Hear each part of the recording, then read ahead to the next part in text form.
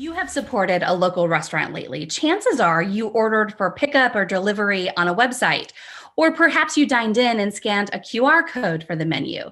But I wonder how many servers had to teach patrons how to scan that QR code? Or what about customers who don't have a smartphone? It's just one example of why businesses need to pay close attention to who they're marketing to make sure their technology and their messaging is on target. Joining me now to talk about generational differences are marketing connections experts, Paul Schmidt from UnoDeuce Multimedia, Jesse Flores of SuperWebPros, and Tim Haynes of Symposia Labs. Welcome to the show. Hi, Julie. Thanks for having us. Absolutely. Okay, so first, I need to say that we're not saying by any means that you have to be young to master technology, but it is a fact that millennials and Gen Z have grown up with the internet. Jesse, I want to start with you. What does this mean for the purchasing habits? Yeah, great question. So, many of us probably still think of like millennials as these punk college kids, right? But the reality is that they are now in their 30s. They are starting to become a pretty active part of the population, and purchasing power is actually shifting pretty dramatically in that direction.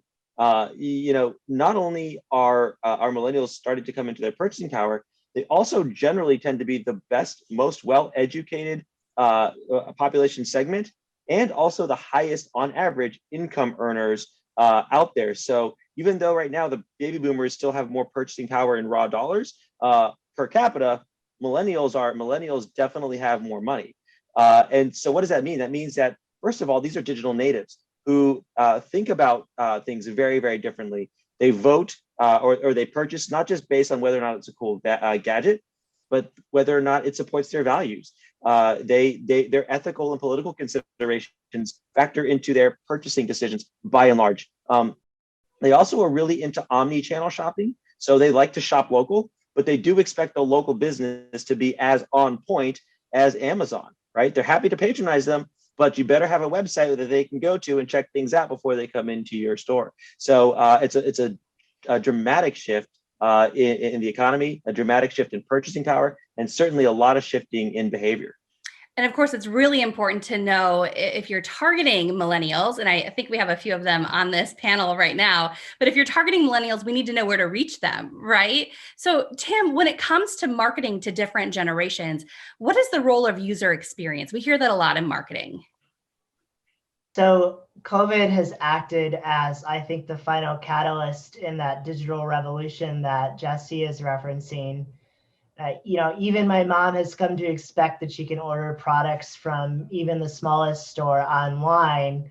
If you're playing that pinch and zoom game on your phone, you're getting frustrated very quickly with the brand you're interacting with, and you're having a bad user experience. So user experience is critical because it's often the first encounter that someone has with your brand. And of course, we need that first encounter to be a good one. Paul is our resident storyteller here. How does video play a role in marketing to different generations? Well, video has been kind of like the buzzword over the past year, especially, and it's become the most ubiquitous tool, even more so because of the simple fact that you use it for entertainment, social media, and now even communications.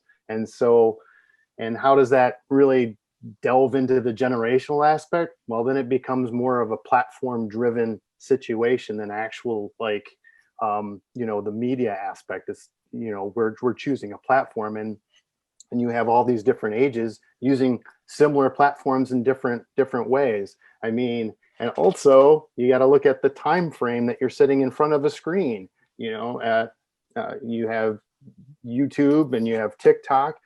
They may have different video links and so on and so forth, but you may sit there for the same amount of time. And that's two generational platforms that people drive to. And so that is one of the biggest aspects to that's generational marketing, is the fact that, you spend about the same amount of time, whether you're a millennial or Gen Z or even a boomer. It's just where you're spending it. And that's the ubiquitousness of video in today's world.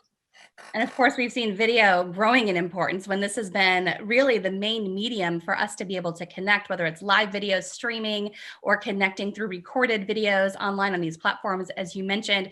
Jesse, real quickly, I want to come back to you. What do you see as kind of the future with generational marketing? I think the future, to Tim's point, I think it's going to be user experience. So everybody checks out everyone gets Googled before they do business with you. So I think it's going to be a combination of user experience, but also in-store customer experience, especially for local businesses. I would expect to see technology integrated across the platform from the moment someone discovers you to the moment they pay their bill. I mean, everything there is a touch point. And I think that's probably where the future of this is going to be. I should be able to do anything I need to do with a person and on my phone. So make it easy for me to do both. Wow, absolutely. And of course, we've seen a hybrid of these things throughout COVID. It'll be really interesting to see what sticks around even once the pandemic is over. Jesse, Tim, Paul, thank you so much for sharing your insights. And, Paul mentioned TikTok and YouTube. In last week's episode, we talked about using video in various platforms, and that really ties into generational marketing. If you'd like to check that out, head to our website, see more from our experts at WLAJ.com/Expert Connections. Just click the link for Marketing Connections.